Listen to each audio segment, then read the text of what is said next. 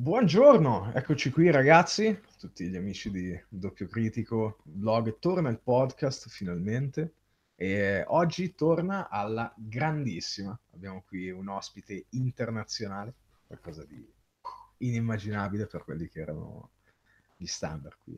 E è con noi Kris da DifferentFight, il più grande canale di YouTube che tratta Vanguard, i nostri comunque giochi preferiti, comunque a casa Bushiroad. E beh, insomma, prima di tutto un salutone a Kris. Hello, hello. Ok. Buongiorno.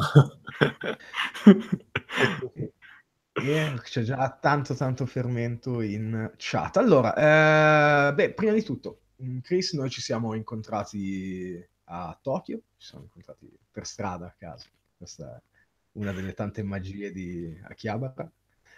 E niente, tu eri lì, se vuoi raccontarci per quale motivo eri effettivamente lì, ok?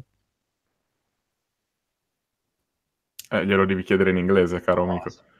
farò io allora, ok? Oh yeah, I was saying, Kris, we first met at on the street in Akihabara, Yeah, which yeah, is yeah, yeah. sort of magic of that place. Yeah, yeah, And so, okay, if you want to basically tell to everyone who doesn't know why you were in Tokyo as well. So, like, for those that don't know, I do YouTube in English for Vanguard. And essentially, currently I'm in Tokyo because I'm doing an exchange semester in the Waseda University. But on top of that, I was also doing the commentary for Bushiroad for the Bushiroad Championship Series finals here in Tokyo for the 2017 circuit. So, yeah. Traduco? Al translate? Ok. Allora, il nostro caro ospite sta studiando lì, proprio a Tokyo, per un semestre di scambio studenti ed era anche lì per commentare le finali del 2017 del campionato di Vanguard di Bushiroad. Quindi, insomma, è uno youtuber americano, sì, americano, scusate, che tratta del gioco inglese, non è americano lui per fortuna, e niente, semplicemente lui si è trovato a commentare l'evento più importante del gioco organizzato inglese, quindi è incredibile. Sì, Thank you. è una cosa fighissima e appunto volevamo sapere come è accaduto che partendo da insomma, ragazzi magari come più che me, magari Dandy, Davide che realizza dei video che parlano di Vanguard, poi finire in questo posto direttamente per Bushiroad da commentare quello che è l'evento poi focale della stagione. So what I was asking, I was wondering how could that happen? That someone starts from his own chamber, his own room, and making beats and stuff like that, and he ended up basically commentating the words for Bushiroad. How does that happen? First, I just want to clear up. I'm European. I'm not that far away from you guys in Luxembourg, so it's okay. Davide fixed that, okay? Yeah. But I don't know. Like the thing that like for me it was also hard to imagine myself as well because it's like I also when I was sitting there like doing the commentary I was like I started out making dumb videos in my room and here I am talking to the world. So it's like, I mean, honestly, like what I just did is like when I started my YouTube channel is that I looked at what people were already doing, and I wanted to do something that I felt was missing from the community or like missing from the YouTube part of Vanguard, and I tried to add to it because everybody was doing like the bread and butter as I call it, which is like deck profiles, box openings, and fights. Like everybody does it, and like sure, it's necessary. I still do it sometimes, but I think like if you want to get bigger, you need to do something like original that stands out. So I tried to do something that would actually stick out. So at first it was like comedy, and then like I slowly got into commentary because randomly I was like, I really like watching commentators. So I was like, why don't I try it myself? And then I really enjoyed it. And then what really happened is that I actually contacted Wusho themselves. I was like, I legit said in the email, I was like, every year I get excited for the Pokemon World Championships. because every year I remember at least 2 games from the whole like 2 days, because, or 3 days technically, because like it's commentated so well and the commentators make me remember what's happening because of how good they are. And I was like, Vanguard needs this. And I told that to Bushiroad Europe, and they were like, oh, that sounds great, like we like the idea, but we can't do anything without Bushiroad Japan. So it's like, okay, GG, like nothing's gonna happen. And then, you know, a few weeks later, they're like, okay, here's your schedule, here's everything, get ready for the day. I was like, oh, what the hell? So yeah, I don't know. I mean, really, just like, it's not just with commentary, but just doing your own thing always works best. And then I think like in the end, like with the commentary, like I just kept doing it and nobody else was doing it, so that also helped. And I hope that now people actually start trying to do it, whether it's in English or in like any language really. But like I think it's just like I kept doing it, and then like in the end I bothered Bushiroad themselves. I was like, hey, like this is an idea I have, what do you think about it? Because I knew some people in Bushiroad just from going to events all the time, and so that's why I got in contact like easily. But yeah, like I think in the end, like you just have to be very like persistent about it and just keep doing it and keep trying really until it works out. Okay, now I'll translate. That's quite a long monologue, I'm sorry. Don't worry, I think I remember it. Ok, allora, ragazzi, il nostro caro ospite Kris è partito come un ragazzo che faceva video nella sua stanza da solo a fare quello che lui ha definito all'inizio come il pane e il burro, ovvero fare gli unboxing, fare le decklist e fare i versus, no? Le partite. Un po' quello che fanno tutti i canali, come ha detto lui, e però lui ha anche osservato che per evolvere il canale, per diventare più grandi, bisogna fare dell'altro. Lui è anche passato a fare i game commentati, a fare i video più divertenti, gli sketch, che sono una delle cose più divertenti, questo lo sto aggiungendo io, che ha mai fatto. E lui ha detto che un giorno ha commentato proprio direttamente alla Bushiroad che Vanguard, esattamente come Pokémon, avrebbe bisogno di dei giorni di tornei commentati, perché veramente ne avevano bisogno, e a lui il commento piace veramente tanto, il commentario piace talmente tanto che lo ha proprio detto alla Bushiroad, e un paio di settimane dopo, badabim, gli hanno offerto il posto di commentatore, e quindi praticamente si è ritrovato davvero a fare quello che sperava, ecco, diciamo, quello che voleva. Okay. Sì, in principio aveva parlato con lo staff europeo di Bushiroad. Europeo? Sì, scusate. Sì, Stasha, for example, we from the Italian side of the thing know Sasha because you know the company who Oh yeah, produces, Sasha's great. I love Sasha. Yeah, Sasha is kind of a cool guy. Yeah, I don't know him personally, but I heard stuff from him, and it's really cool. Does he not come to Italy? I think don't know, to be honest. He used to come at the start. At the start of the Italian Vanguard, he used to go. Oh yeah, but I started playing like 6 months later. Okay.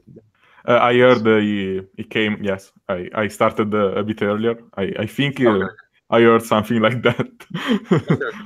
Yeah. E fondamentalmente quello che stava poi dicendo Kris è che aveva iniziato a informarsi su questa cosa del commento degli eventi ufficiali attraverso lo staff europeo di Bushiroad, che però gli aveva spiegato che per queste cose serviva comunque l'autorizzazione da Bushiroad Japan. Ok, quindi la prima reazione è stata va bene, non se ne farà niente, e pochi giorni dopo, tac, mail con ok, questa è la tua schedule, eccetera, eccetera. And so the story goes, that's it. Ok, dopodiché abbiamo accennato qualcosa appunto di responsabili europei di Bushiroad e della versione italiana. Quindi la domanda che andrò a fare a Kris è, visto che comunque si è vagamente interfacciato con la community italiana quando qualche tempo fa gli spammers avevano fatto questo invio di doni, se, non so, avesse sentito qualcos'altro dalla community italiana in generale e come fuori all'estero, ma pur sempre in Europa, è vista questa localizzazione del prodotto, del titolo di Vanguard, appunto. And so, Kris, what I was saying is, Since we talked about, the Italian company that produces Vanguard here, and I know you had you had this thing with the Italian community when Dandy and the other spammers guys sent you Yeah. stuff. Yeah, okay, Yeah, I'm still so thankful. during that mail day you did. And I was wondering, what's the perception outside, outside from our country, up there, uh, of this thing, of the fact that we have this located product of the of Banger, the located version, so translated in a different language and stuff like that. And now that's basically the rest of the community, as you can say, feels about that. That's it. At first it was kind of like, I remember when it was revealed, we weren't even sure if it was real, because when they showed us Italian cards, we were like, is this fake? Like that was like the first reaction that people had, because this was like at the very start. When like Bushiroad didn't even say it was official yet, so of course people thought it was fake because Bushiroad didn't say anything. And then once the event started, I think one of the things that like the overseas community was like, or well, just like the outside Italian community was really focused on is like the playmats that you guys got. And like that was like really cool. Like everybody was like, oh my god, like Blaster Dark playmat, oh my god, and like all that stuff. And then yeah, I talked to some people that like I talked to Sasha, and he was like, oh my god, it's so amazing to like it's like going back in time to see like just the tournaments, like how they were like, I guess now like 6 years ago. So yeah, I think for me it's kind of like that too.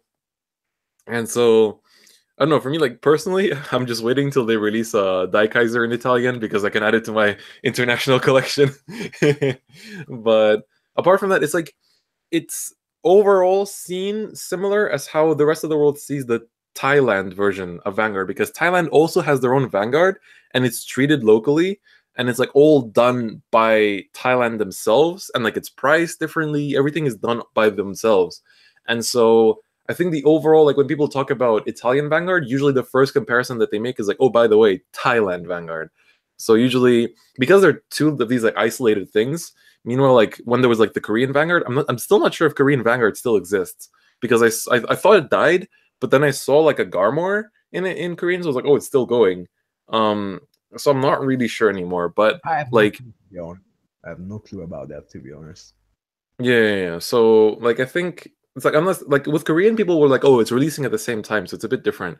But because like Italian is so behind, people like the usual joke that the international community has is like because we knew that there's like the two Italian participants at World Finals, so it's like they're gonna have like the the limit break decks against like the strides and G guards and everything. So like, how is that gonna work?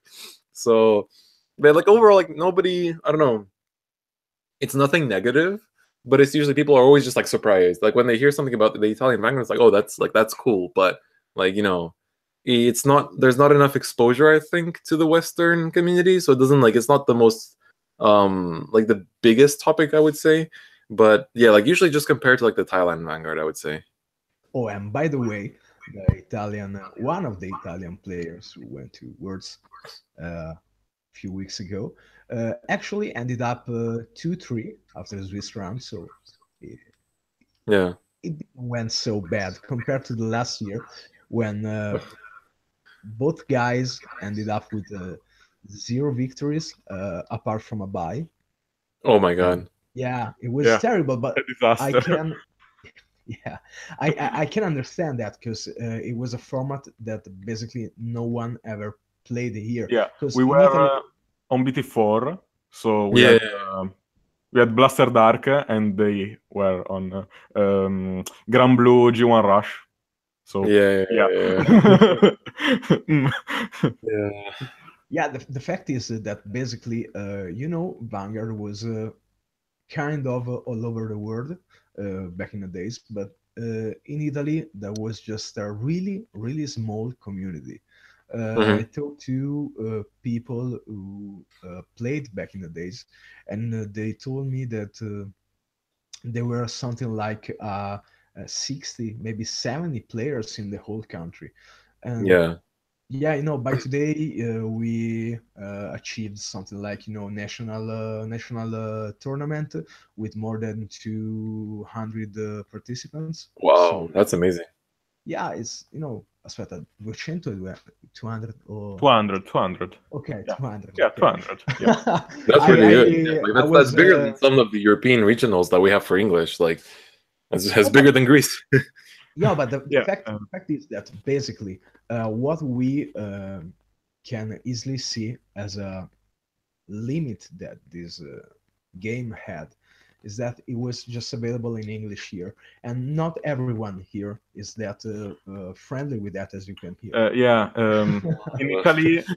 In Italy, English games don't go so well, so everything must be translated, or it sells like 3 or 4 copies, and that's all.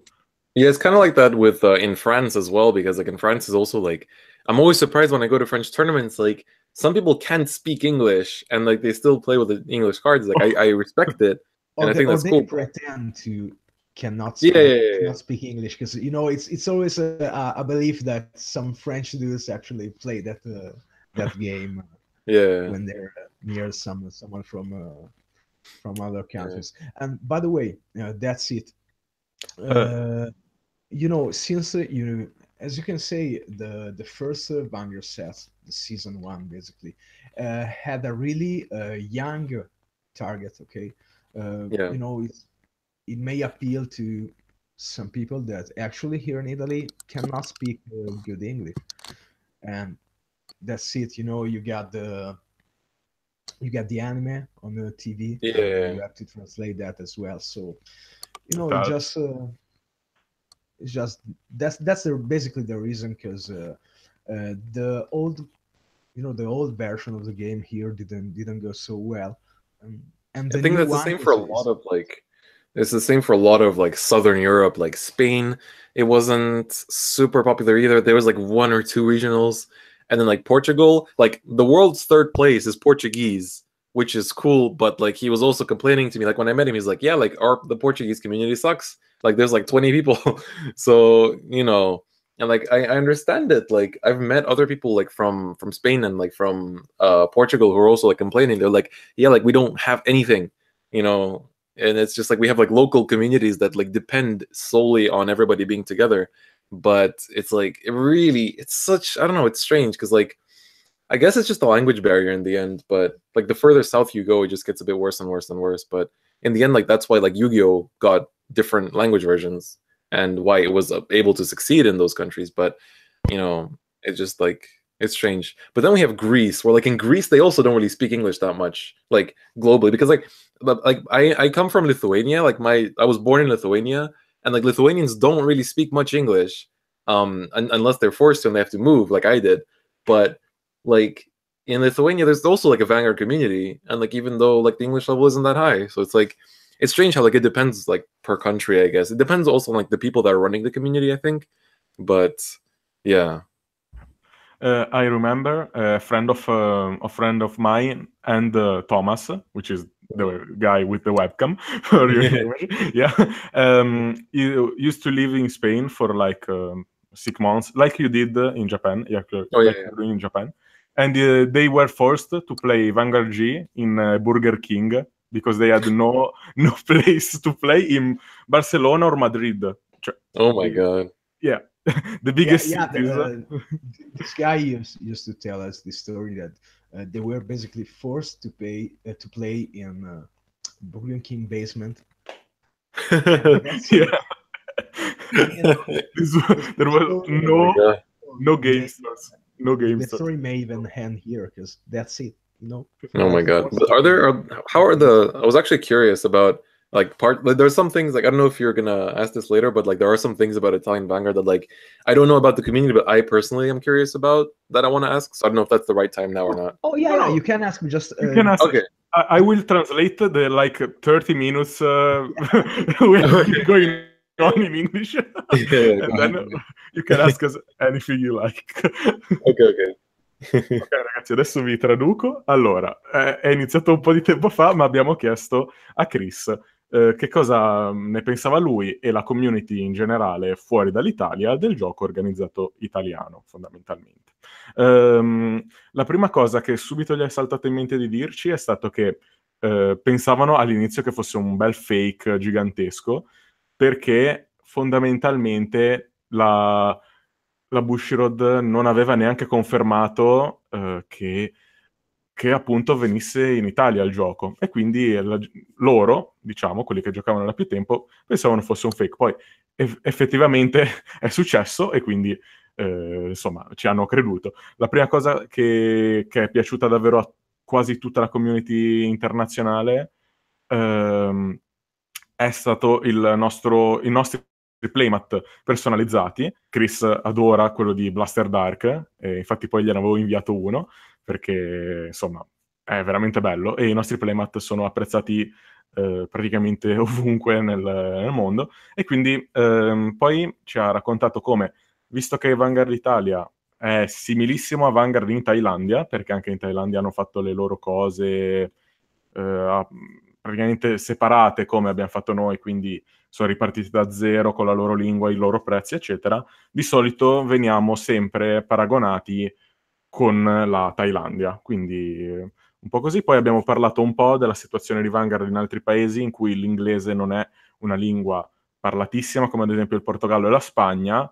Kris ha raccontato di come il player, il terzo, third place, yeah, il terzo posto fosse portoghese, e si lamentasse che la community è inesistente, da lui saranno 20-30 giocatori, e noi abbiamo raccontato l'aneddoto di Enrico, il ragazzo di Car Capital, che viveva in Spagna e giocava nel Burger King, se vi ricordate l'aveva raccontato anche in una nostra live hangout.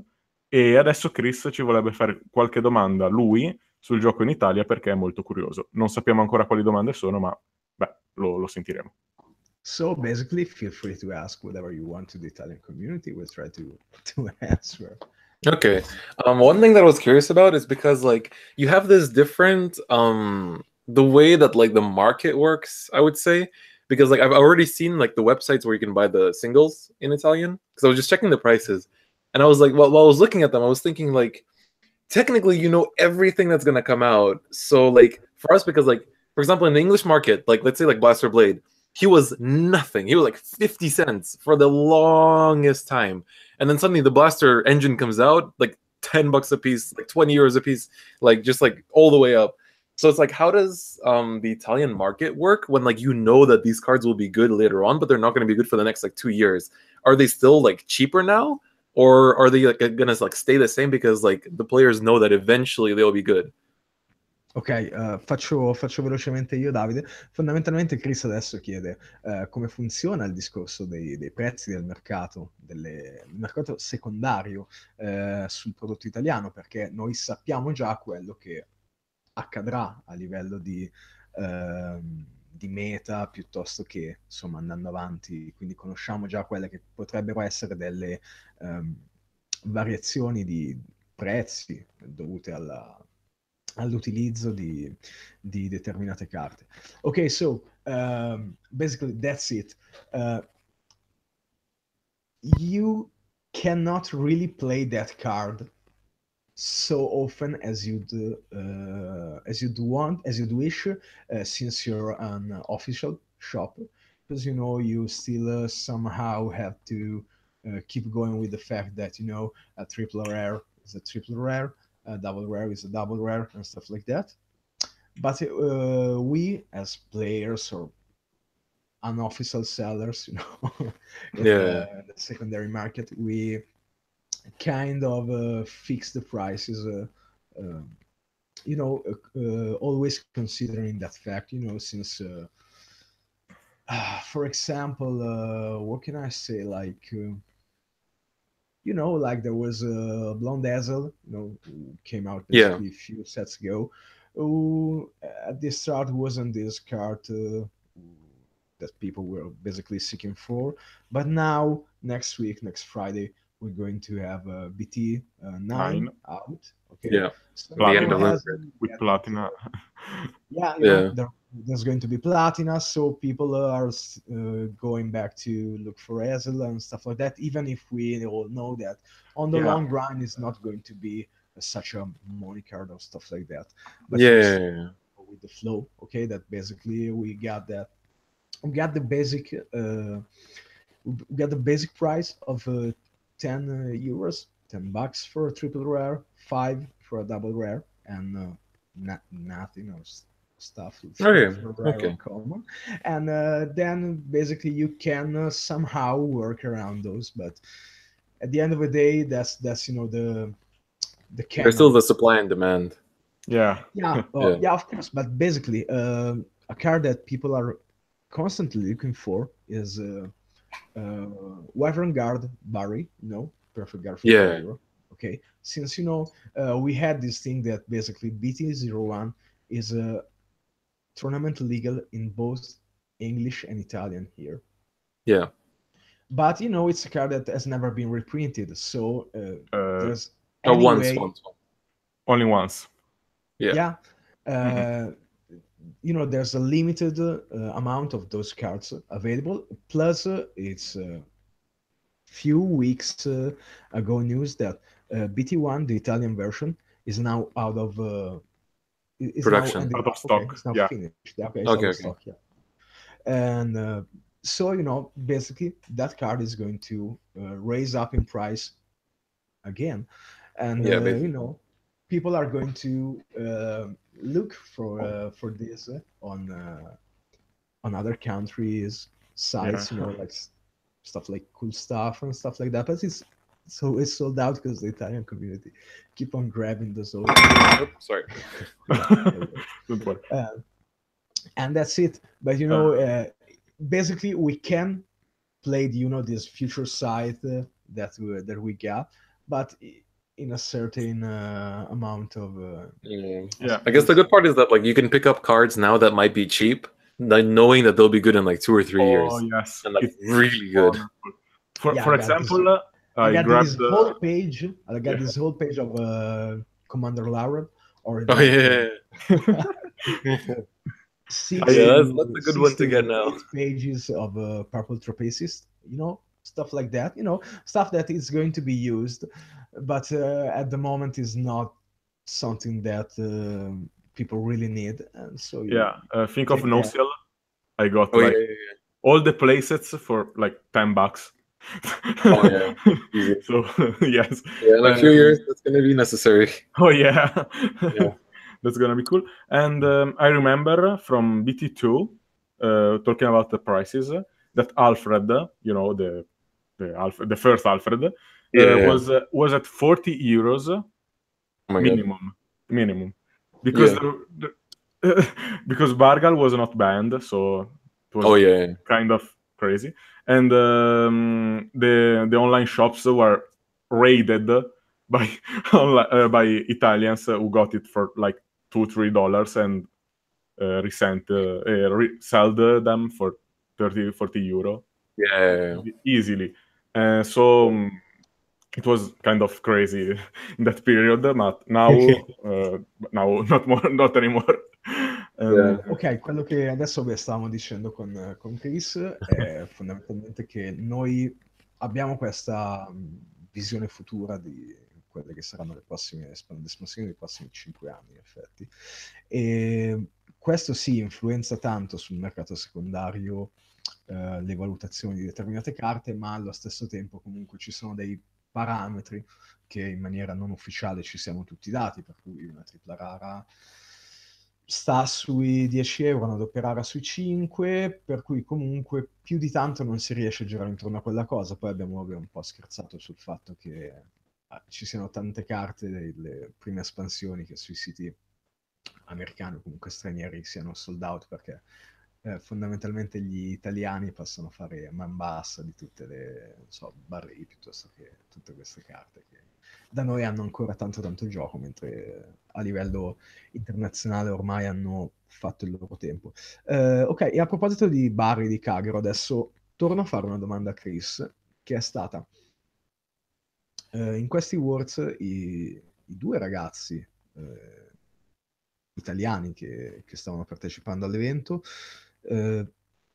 hanno portato entrambi Kagero, Overlord, e volevo sapere se questa fosse la considerasse una buona scelta, tolto che poi effettivamente è un mazzo che ha fatto top 2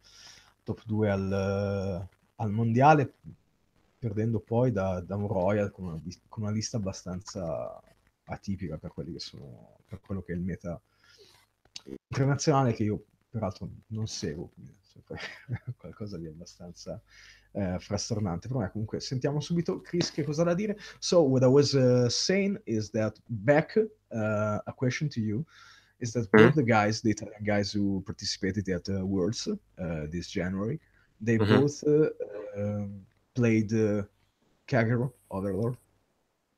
And how do you think this choice was? I know that an Overlord deck basically went as a runner-up at the Worlds, but you know, I also know that I have no clue at all about the international format, as I already told to you at Tokyo. Yeah. So, was that a good choice? And how do you see that compared? You know, still thinking at all the factor that may come in the process, you know, because it's people that never played the international format and stuff like that. Was that a good choice? Basically, right now, Overlord is like, a thing is like, is in the Italian format, is the end dominating?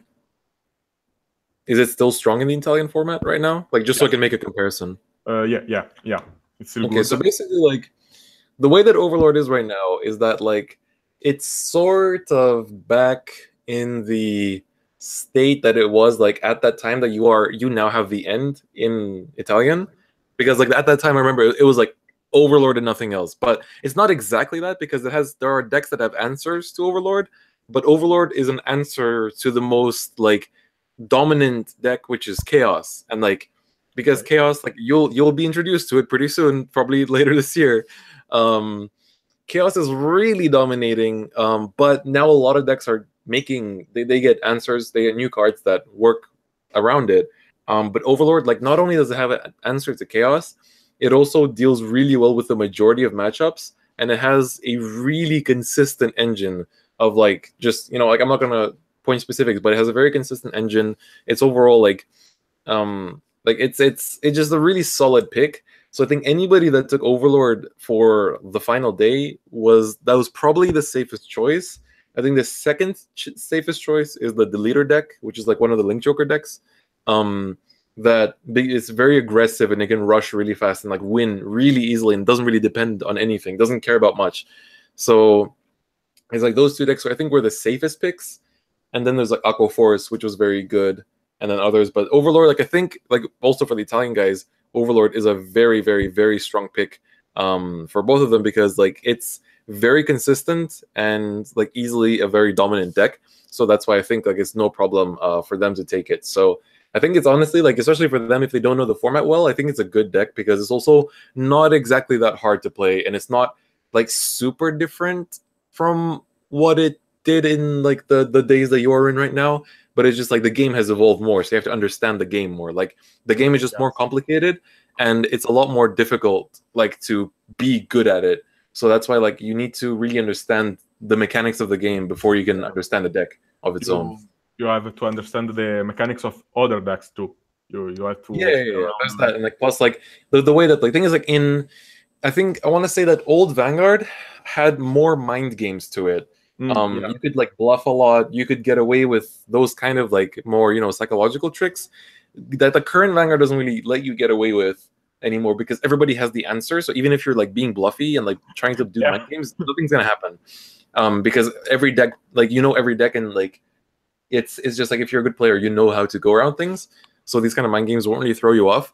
But it's just, the game has evolved in a really good way, where, like, before, it's like, if you don't ride to 3, like, you're gonna die, you're gonna lose, because, like, if you can't consistently ride up, it's gonna be a problem.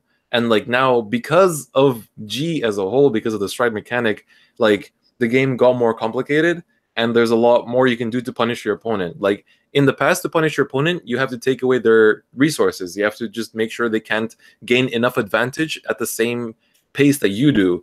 Because I actually noticed this, because while I'm here in Japan, I bought a Japanese 2DS, and I bought all 3 of the Japanese games. And one of them is in the BTO9 format. And I was playing, and I was playing Maelstrom, and I'm like, God, what the hell was this game before? Like, it's just like, it's so frustrating. I was like, I can't do anything. All the things that I do now that make me win the game, that like make me plus really well and make me just go that much further ahead of my opponent, they don't do anything in the old version. I was like, what the hell? Like, nothing works. So yeah, it sure I kind evolves. of had to relearn the game. I was like, I had to remember, because like, I think the time when I was actually winning the most in Vanguard, when I was like the most competitive, was like now, what Italian Vanguard is now, like the end of BTO8 / the start of BTO9.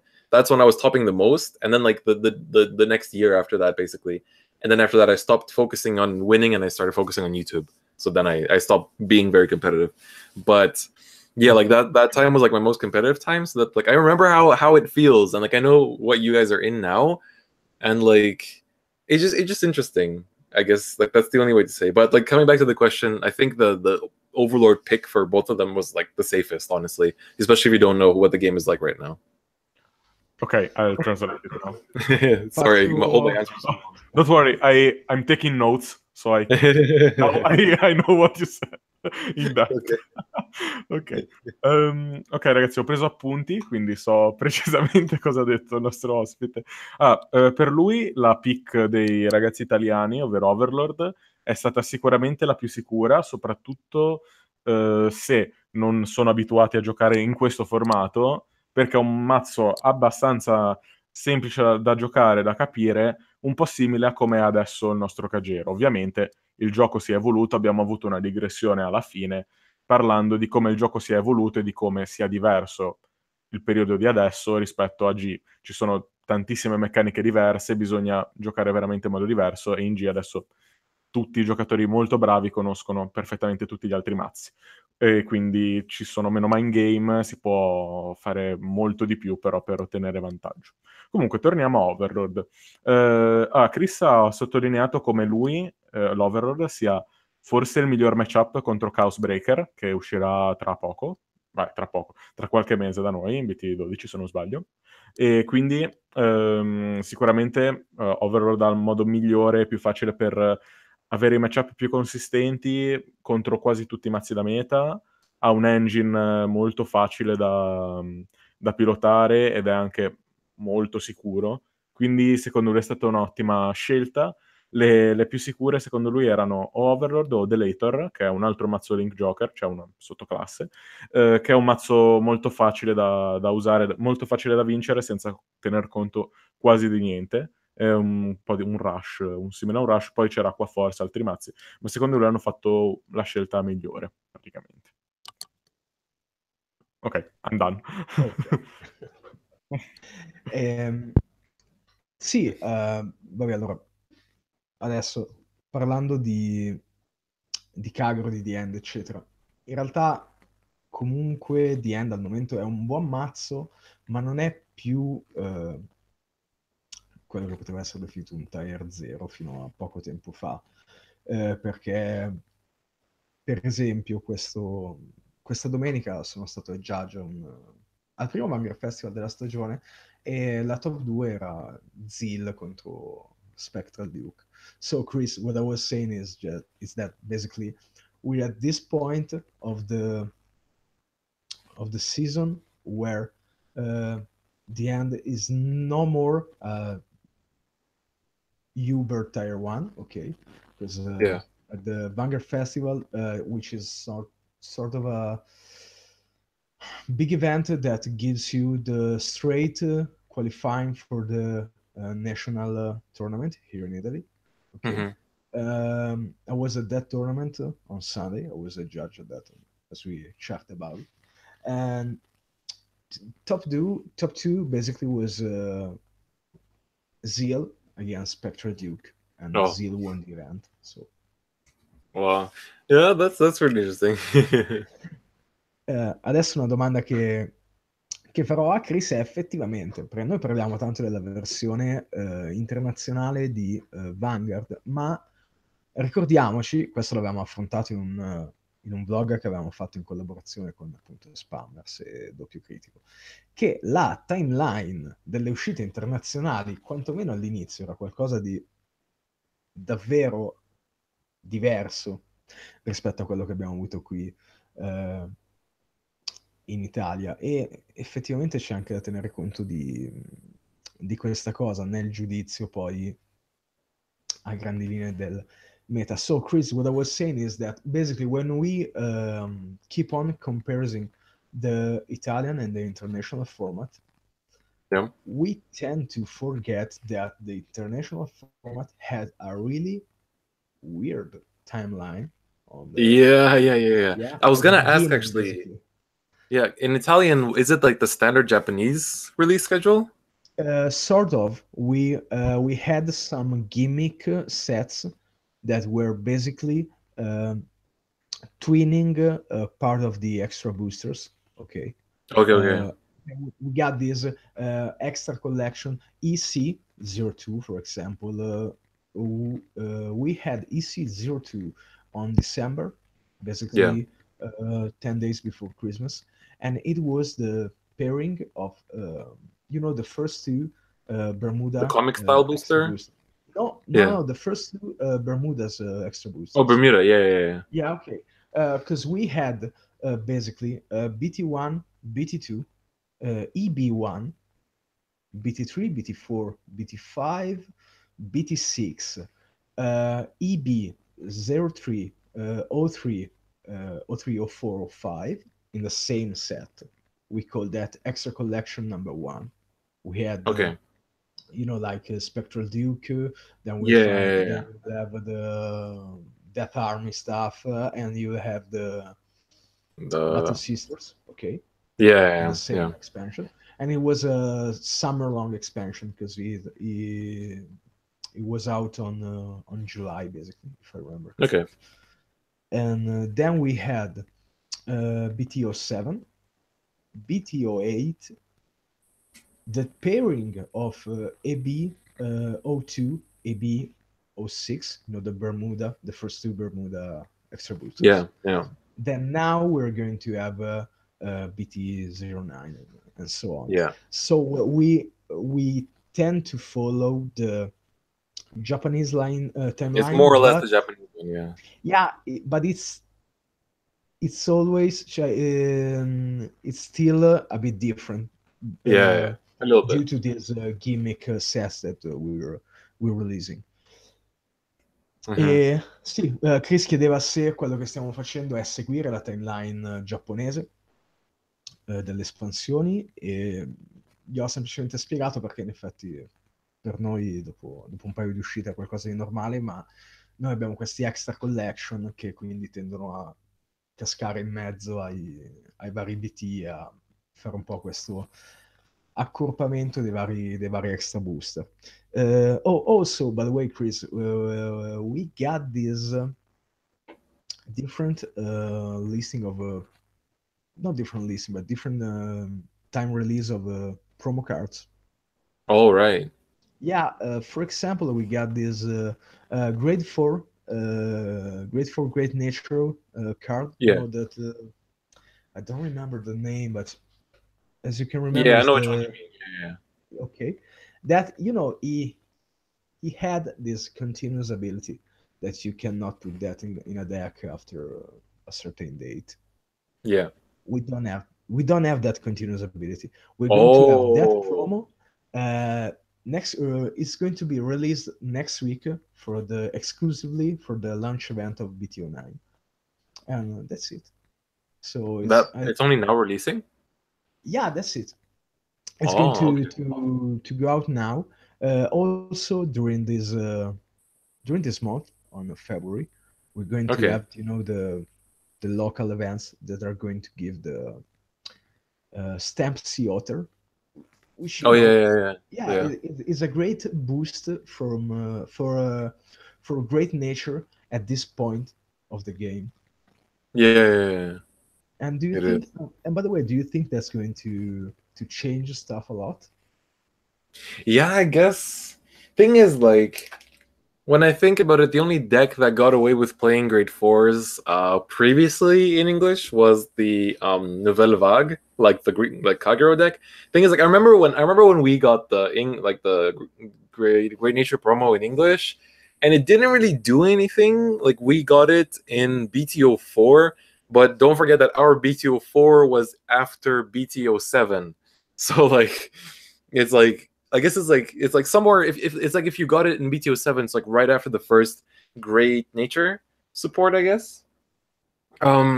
So yeah, it was this weird situation, but like it kind of worked out. People tried it, but thing is, like, it wasn't consistent, and that's why people kind of dropped it pretty fast. Like, whereas Nouvelle Vague had like a whole engine like put into the deck to make sure that it's consistent. So that's kind of like how it's different. And I guess you guys will have Nouvelle Vague pretty soon in Italian We're, too, we're I going think. we're going to maybe have that during this year, because Yeah, being that part of an extra booster set, we're going to have it maybe in combined. a collection 03, if Yeah, it's going to just if it's going to be a 3 set pair up. yeah. Otherwise, I think we're going to wait until the next year. Yeah. But who I had knows? I had two more questions regarding Italian Vanguard. One is the ban list and like restriction list followed like the in English one? Actually, the only card on that list is Bargal, who's Barco. limited Yeah. from being starting banger. That's Okay. that's everything we got now. But the fact is that this I may say that because I work into the, I write down articles on the official website of the Italian version. I Yeah. also collaborate about the translation and stuff for the regular sets and stuff like that. So I used Yeah. to speak a lot with the company who's heading this version of the game. And what's their belief? But they already told that in public. Is they don't really want to be oppressive with ban list and limitation. Yeah. They would prefer to add some different promos instead, and try Hmm. to balance stuff out this way instead Okay, of okay. with the big or heavy ban list.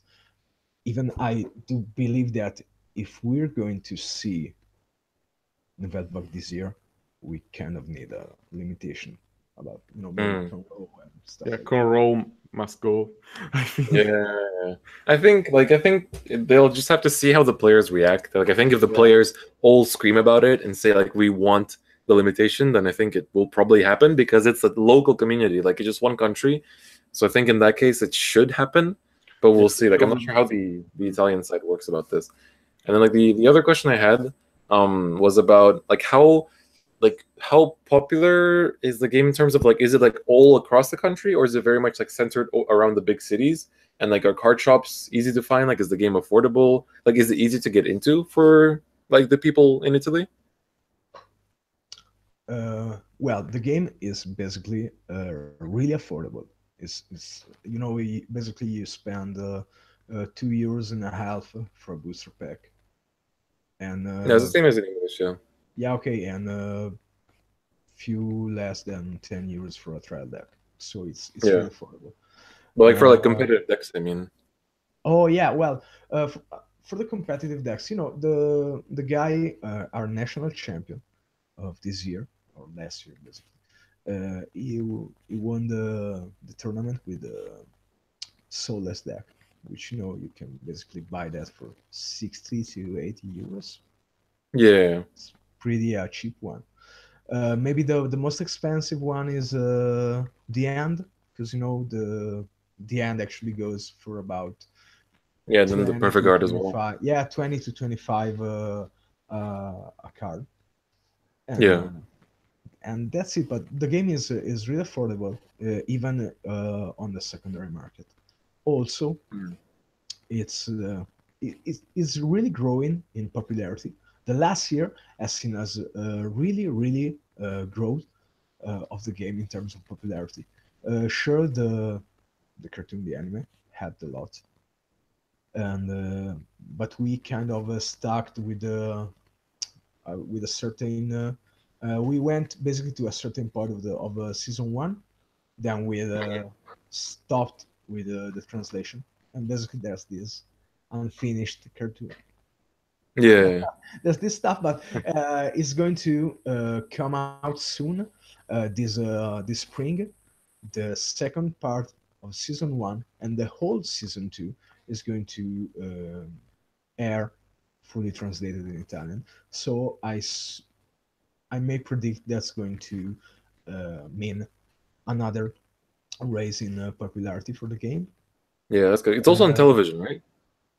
Yeah, the show's on. That's the strongest part. Yeah, the show is both on television and on the official YouTube channel for the Italian version, and also actually we can say that's basically I suppose it's going to be about the third game in the country, maybe fourth. It really depends a lot about how Pokemon is going, but I don't see Pokemon going really in Italy. well, by the way. It doesn't basically exist Pokemon anymore. I don't see it played. Yeah, but there's a few. Maybe in some communities there is. Yeah, still. But also it's the casual player who makes the most profit for the brand and stuff like that. Kris, you asked goes out and buys a random pack. That's it. Kris, you asked if the game was easy to find, or do I remember? Yeah, like are there a lot of card shops and stuff? Yeah, I think that in the main cities there is at least 2-3 card shops who keeps Vanguard, and also in the bookstalls, in the kiosks. I don't remember the English term precisely, but you can find the booster packs there too. So it's pretty easy to find, even for maybe a kid who wants a couple packs to open, or for the competitive player to build a deck with single cards. So it's pretty spread out. Maybe it's not Magic the Gathering or Yu-Gi-Oh, but it's growing. So Ok, quello che chiedeva Kris, stiamo parlando con Kris, è il fatto che comunque, tornando indietro, i nostri formati cambiano, differiscono anche in base a quello che è stato poi, quella che è stata l'uscita delle promo, ad esempio il nostro grado 4 di Sylvester, il grado 4 di Grande Natura, che verrà rilasciato adesso la prossima settimana con il lanciamento di BT9, il fatto che non abbia questa abilità continua che lo rende, insomma, la famosa data di scadenza. Nello stesso mese esce anche la Lontra, per cui possono essere in effetti entrambe carte che magari riportano un po' di swing a questo clan, che comunque è sicuramente interessante, e con l'uscita delle promo prende ad avere, ha detto anche di Kris, un impatto sicuramente diverso rispetto a quello che era a suo tempo, perché ad esempio il grado 4 di Grande Natura da loro è uscito dopo BT4, che però è uscito dopo BT7, perché appunto la timeline internazionale era un po' sfasata sulle prime uscite. Tolto questo, abbiamo parlato un po' della diffusione del gioco, chiedeva quanto fosse effettivamente popolare, economico, e diffuso il gioco qua in Italia, e insomma gli abbiamo dato le risposte che noi tutti conosciamo fortunatamente, quindi non staremo a dilungarci a riguardo. So Kris, basically, you got more questions, curiosity about the Italian version, or you want to have some Q&A with the... I can do a bit of... I already asked all of the questions I have myself. Ok. Quindi ragazzi, adesso mandiamo Dandy a seguire un attimo la chat e fate le domande Fate le domande che volete a Kris per i prossimi 10 minuti circa. Chiudiamo la puntata così con un po' di botta e risposta veloce. Quindi sparate quello che... I saw a question earlier, I think is pretty interesting, so I'm going to find it. Okay. If that's okay. Yeah, of course, of course. What period do you think Vanguard is more fun to play? First season, Limit Break, Break Ride, Legion, G? Most fun. It's kind of hard to define fun, because for me, I think the best time is early G until GBT06, and then GBT GBT 10 forward. So between GBT06 and GBT 10 it was kind of bad. But because the game evolved to a point where it's competitive, like it truly is competitive, and like it rewards like smart play, and not just like bluffs. But from the early was like, it was a funny mess, but it was fun. It was a mess, but it was fun. And then Limit Break was interesting. One of my favorite decks is from Limit Break, which is like the Lukier build. With like the purple trapezes and everything. That was like one of the most fun decks I had. Like the decks I had the most fun with. That was like competitive. And then Break Ride is where the game got a bit stale, I want to say. Like it was interesting, but it got very repetitive, and you were kind of always doing the same thing. Well, now what I love about G is that you always have options. You can finish the game in like 10 different ways. Yeah. While like Limit Break was a time when like you will finish the game in like 1 or 2 different ways, and that's it. Yeah, like that's pretty boring. Yeah, it was pretty boring. Legion, I personally liked only because Dimension Police was the best during Legion format. Yeah, fuck yes. Like yeah, great. Yes, I love it too. Yeah, but like as a whole, Legion was terrible because it almost killed the game. Like the game almost died with Legion. I remember you told that in one of your videos. Yeah. Like, Legion was bad for the game, but as a Dimension Police player, I was pretty happy. So yes. Oh well, about Dimension Police, there's another question from the chat. Who's this guy who basically asked if you already have an Italian Great Delusion in your collection, or if you... No, I don't have any Italian cards yet. Unfortunately, I'm waiting for Daikaiser to come. But after that, I think about it. Yeah, we'll fix that. We'll fix that. Don't worry. I still have some playmats to send you, so don't worry. They will come too.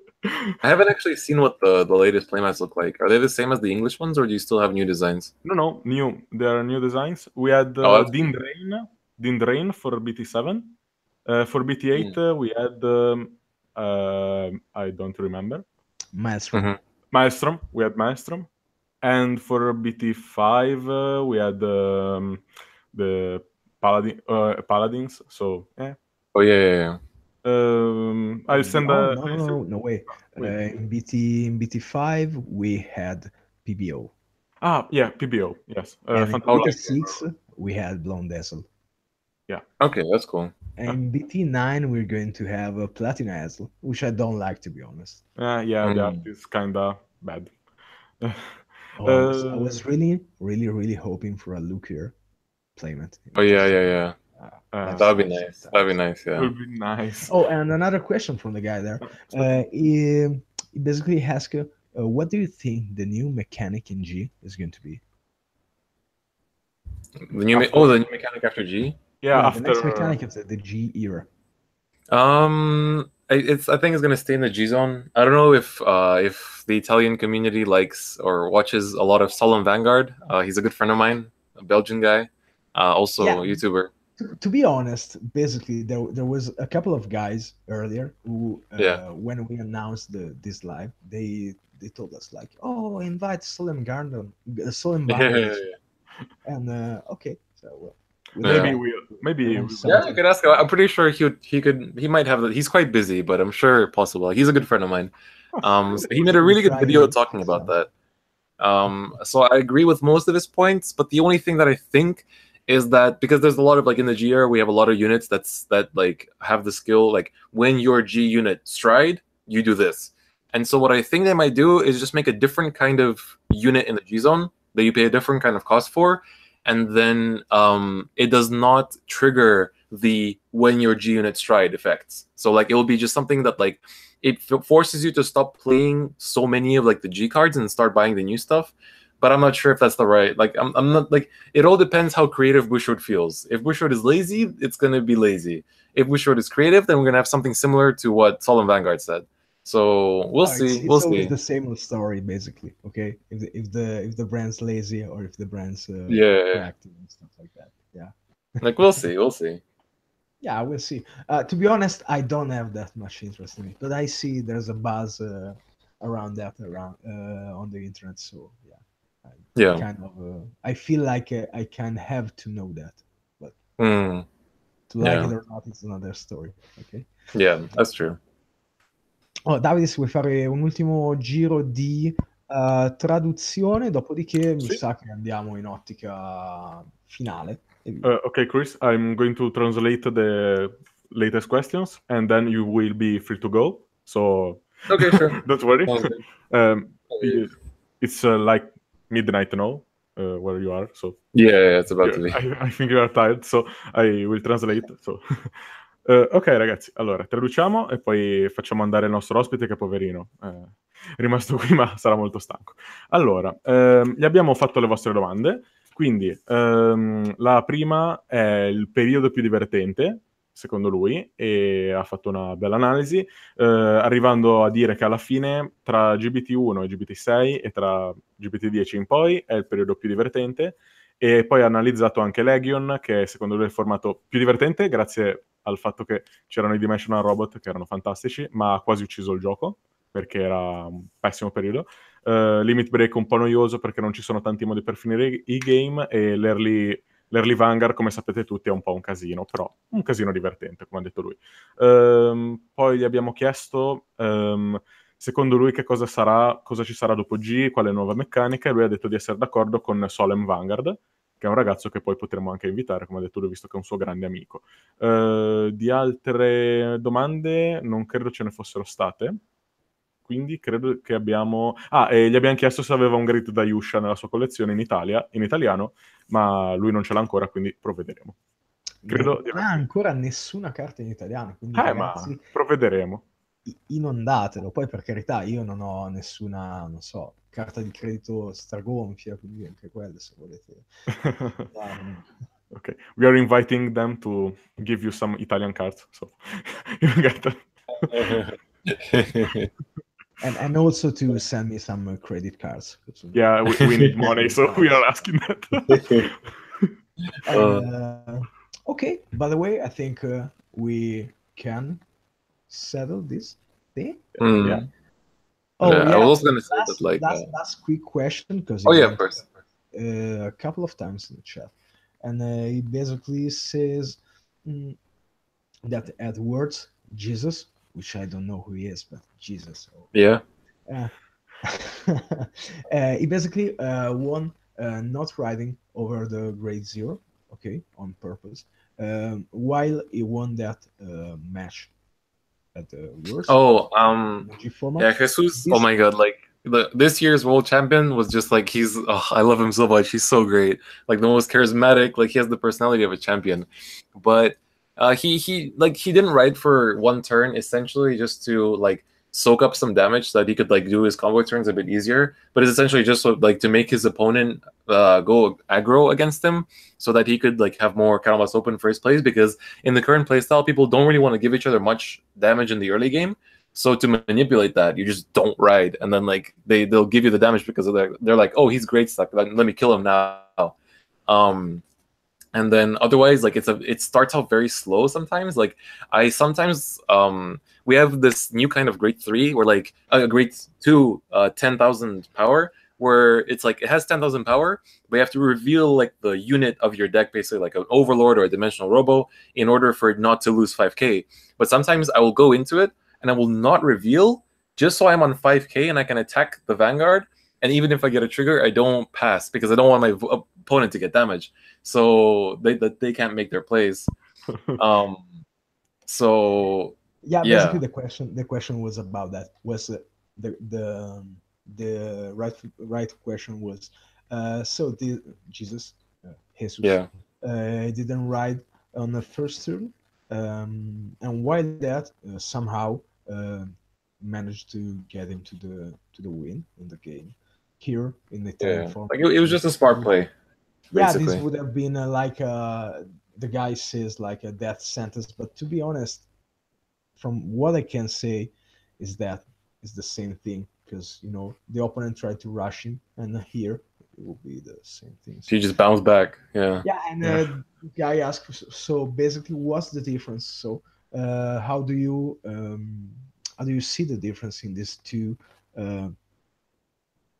stages of evolution of the game? So, Oh well, like stages of in terms of what exactly?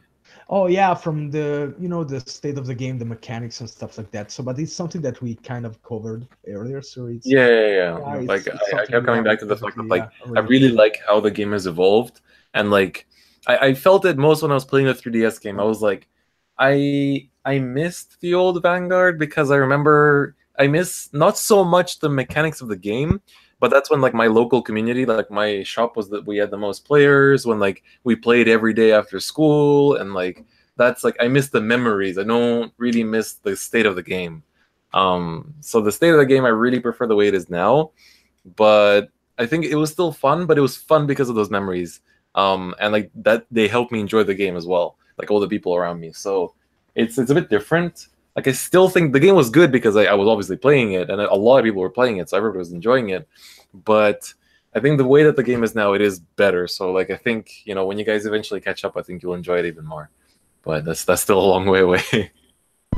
Ok, fondamentalmente l'ultima cosa che siamo andati a vedere è su quello che potesse poi essere la differenza di stato del gioco tra quello che è il nostro attuale punto e quello che è quello invece internazionale, ma è una cosa che comunque bene o male abbiamo già detto prima, sono cambiate tante cose.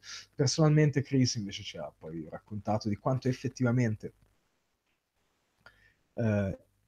gli manchi tanto il vecchio Vanguard, non per il gioco che era, non per le meccaniche di gioco, ma per tutto quello che c'era intorno al gioco, le esperienze, la community locale, gli amici, i ricordi, eccetera.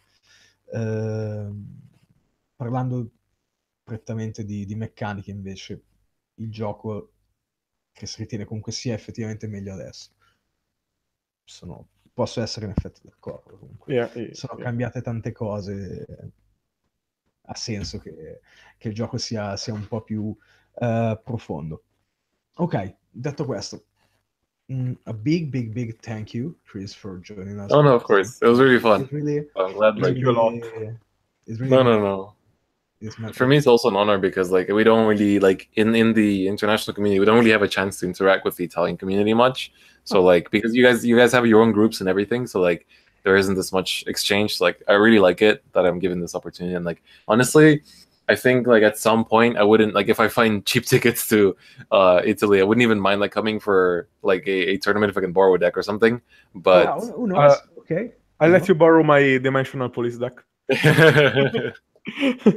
Well, I'm also a dimensional police lover. Plus, I'm actually basically focusing more on the judge side of the game. Yeah. So yeah, I think it's pretty certain that if you may come here, I'll borrow you some decks because I'm not that'd be really great. Yeah. playing in big Yeah, no, there's a chance. I mean, Italy isn't far from Luxembourg, so yeah. I know well. So yeah, maybe there's a chance. There's a chance. Yeah, and basically, I hope we'll made a good impression. Okay. Yeah. He hopes we made a good impression on you. No. That's great. There's no really a big exchange from our communities. So yeah, that's it. That's always great to have. That's how we roll here. Okay. Yeah. And okay, again, really, thank you. And no worries. Thank you so much. Okay, I ended up traducing this thing, ok? Ho ringraziato tantissimo Kris, eccetera. Lui dice che in effetti gli ha fatto molto piacere partecipare a questa cosa perché avendo ognuno comunque i rispettivi gruppi, le community sono abbastanza salde all'interno delle proprie cerchie, quindi non c'è un grosso modo di interfacciarsi tra quella che è la community internazionale e quella che è la community italiana o quantomeno del gioco italiano. E boh, insomma, comunque è un'esperienza che è stata piacevole e chissà che non faccia un salto in Italia, perché in effetti essendo lui arrivando dal Lussemburgo, insomma, non è neanche questa gran distanza, ovviamente una volta che sarà finito il semestre in Giappone. So, once again, thank you Kris for joining us, ok? Thank you. No, thank you so much for having me. Ok. It was a pleasure. Ok, No, per thank you. tutti quanti ci troviamo la prossima volta con un'altra puntata. Annuncio importantino. Dalla prossima settimana, tutti i venerdì pomeriggio, verso le 14, 14:30, faremo una piccola live, io ed Andy fondamentalmente, in cui faremo un attimino Il punto. uno show veloce riguardo quello che accade durante la settimana e durante il weekend che arriva a livello di gioco organizzato e tutto quello che ci interessa. Grazie a tutti quelli che sono rimasti a seguire la live, molto lunga, sempre molto impegnativa, ma molto molto interessante. Grazie anche a chi se la guarderà in replica, iscrivetevi al canale, mettete like alle pagine, DifferentFight, c'è il link al canale, iscrivetevi se non l'avete già fatto, perché pubblica davvero una valanga di video nuovi, una frequenza assidua, usiamo questo termine un po', devo dire, e video sempre molto interessanti. Trovate anche backlist vecchie, magari se vi interessa qualcosa di più in linea con quello che è il nostro meta. Davvero, grazie a tutti, ci ritroviamo poi la prossima settimana, e invece per quello che riguarda gli articoli sul blog DoppioCritico ricominceremo la normale programmazione da lunedì, finiremo il coverage per l'uscita di BT9 con le ultime deck profile. Grazie a Dandy che è stato qui a farci compagnia come al solito. Ciao Dandy. È sparito Dandy. E ok, un saluto ancora a Kris l'ultima volta. Hi Kris, see you next time. All right. Maybe soon, who knows. Ok, ciao a tutti.